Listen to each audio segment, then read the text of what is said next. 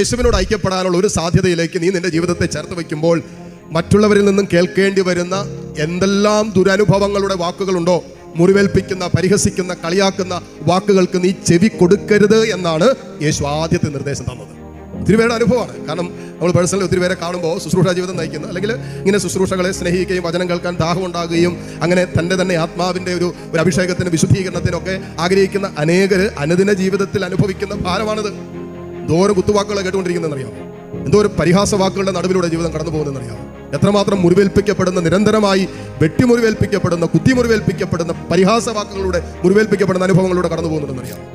ഈ ശുശ്രൂഷ കേൾക്കുന്നവർ മാത്രമല്ല, ശുശ്രൂഷ ചെയ്യുന്നവരുടെ അനുഭവം കൂടിയാണത്. ഇതിനൊന്നും നമ്മൾ ചെവി കൊടുക്കാൻ നിൽക്കരുത്.